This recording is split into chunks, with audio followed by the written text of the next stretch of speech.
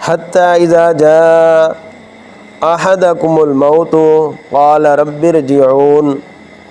لعلی اعمل صالحا فیما ترکت کلا انہا کلمۃ هو قائلها ومن ورائہم برزخ الی یوم یبعثون۔ صدق اللہ العظیم۔ سورۃ مومنون آیت نمبر 99 اور 100 ہے۔ یہاں تک کہ جب کافروں کو موت آئے گی، جب ان میں سے کسی کو موت آئے گی تو کہتے ہیں اے میرے رب مجھے واپس پھیر دیجئے، جس دنیا کو میں نے چھوڑ دیا ہے شاید اب میں اس میں کچھ نیک عمل کر لوں۔ ہرگز نہیں، یہ تو ایک بات ہے جو انہیں کچھ نفع نہیں دے گی، اور ان کی آگے ایک رکاوٹ ہے اس دن تک جس دن وہ اٹھائے جائیں گے۔ جو لوگ نبی کریم صلی اللہ تعالیٰ علیہ وآلہ وسلم کی بات کو نہیں مانتے تھے، اللہ تعالیٰ کی توحید کو اور پیارے آقا صلی اللہ تعالیٰ علیہ وآلہ وسلم کی رسالت کو نہیں مانتے تھے، اور جو کفار مرنے کے بعد اٹھنے کا انکار کر رہے ہیں، یہ اپنی موت کے وقت دنیا کی طرف لٹائے جانے کا سوال کریں گے۔ چنانچہ ارشاد فرمایا کافر اپنی موت کے وقت تک تو اپنے کفر اور سرکشی اور اللہ تعالیٰ اور اس کے رسول صلی اللہ علیہ وسلم کی تکذیب کرنے اور مرنے کے بعد زندہ کیے جانے کا انکار کرنے پر ڈٹا رہتا ہے، اور جب اس کی موت کا وقت آتا ہے تو جہنم میں اس کا جو مقام ہے وہ اسے دکھایا جاتا ہے، اور جنت کا وہ مقام بھی دکھایا جاتا ہے جو ایمان لانے کی صورت میں اسے ملنا تھا۔ تو کہتا ہے اے میرے رب عز و جل مجھے دنیا کی طرف واپس لٹا دیے۔ تو ہرگز ایسا نہیں ہے۔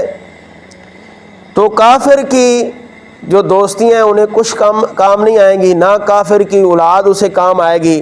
لیکن جو مومن ہے جو ایمان کی صورت میں دنیا سے گیا ہے اسے نیک لوگوں کی جو صحبت ہے، نیک لوگوں کی جو دوستی ہے، اولیاء کرام کی، علماء کرام کی، یہاں تک کہ جو اگر کوئی علماء کا دوست اس کا دوست ہے تو یہ بھی اسے دوستی قیامت کے دن کام آئے گی۔ لیکن کافر جب یہ خواہش کر رہا ہے موت کے وقت جب فرشتوں کو دیکھ کر، تو ہرگز اس کی بات نہیں مانی جائے گی، اس کی بات ہرگز قبول نہیں کی جائے گی۔ اسی طرح سورۃ انفال آیت نمبر 50 وَلَوْ تَرَىٰ إِذْ يَتَوَفَّى الَّذِينَ كَفَرُوا الْمَلَائِكَةُ يَضْرِبُونَ وُجُوهَهُمْ وَأَدْبَارَهُمْ وَذُوقُوا عَذَابَ الْحَرِيقِ۔ کاش آپ اس وقت دیکھتے جب فرشتے کافروں کی روح قبض کرتے ہیں اور ان کے چہروں پر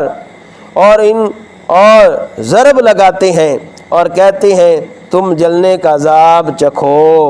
اور موت کے وقت کافر اپنے دل میں کہتا ہے اے رب مجھے واپس بھیج دے، لیکن کافر اس وقت اس کے لیے تعظیم کے کثرت سے جمع کا صیغہ بولتا ہے، لیکن موت کے وقت ایمان لانے اور نیک عمل کرنے کے لیے اللہ تعالیٰ سے دوبارہ دنیا میں بھیجنے کی درخواست کرنا صرف کافروں کے ساتھ خاص نہیں ہے، بلکہ جو مسلمان ساری عمر اللہ کے حکام پر عمل نہیں کرتے اور گناہوں میں ڈوبے رہتے ہیں، جب موت کے وقت عذاب کے فرشتوں کو دیکھیں گے تو وہ بھی اس وقت یہ تمنا کریں گے کاش ان کو دوبارہ دنیا میں بھیجا جائے تاکہ وہ نیک عمل کریں اور گناہ نہ کریں، جیسا کہ ان آیات سے ظاہر ہوتا ہے۔ سورۃ منافقون ہے اور آیت نمبر 9 اور 10 ہے۔ یا ایھا الذین آمنوا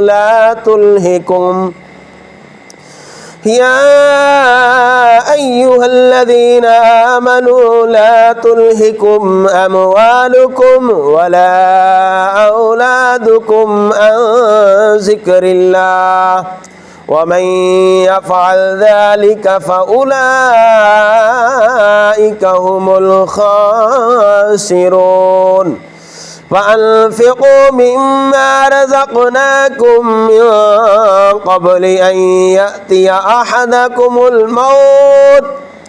أَحَدَكُمُ الْمَوْتُ فَيَقُولَ رَبِّ لَوْلَا أَخَّرْتَنِي إِلَى أَجَلٍ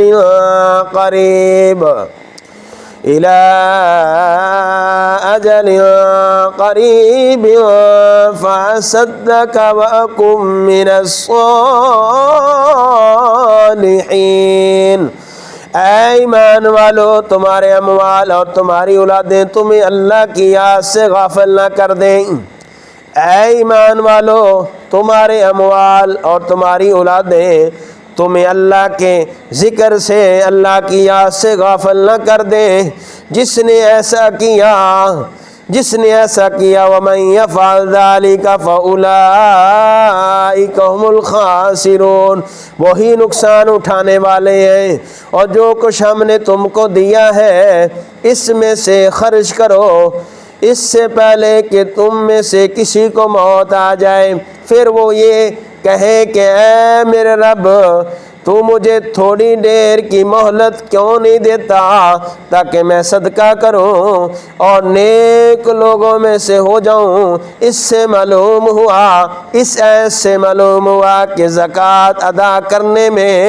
اللہ کی راہ میں خرچ کرنے میں تاخیر نہیں کرنی چاہیے۔ اگر حج کی طاقت اللہ تعالی نے دی ہے، استطاعت دی ہے، تو حج کرنے میں بھی دیر نہیں کرنی چاہیے، کیونکہ کسی کو موت کا وقت معلوم نہیں، کیا پتہ کس وقت موت آ جائے اور یہ فرائض اس کے ذمہ رہ جائیں، اور موت کے وقت یہ آرزو کرنے کا کوئی فائدہ نہیں کہ کاش مجھے کچھ اور زندگی دی جائے تاکہ میں زکوٰۃ ادا کر لوں، اور جو نیک کام مجھ سے رہ گئے ہیں میں ادا کر، لیکن مہلت نہیں ملے گی، وقت نہیں ملے گا۔ وقت ہے، وقت کی قدر کرو۔ کوئی بھول گیا مقصد آمندہ، کوئی مقصد حل کر چلیا، غلام فریدا اتے سب مسافر نہیں، کوئی آج چلیا کوئی کل چلیا۔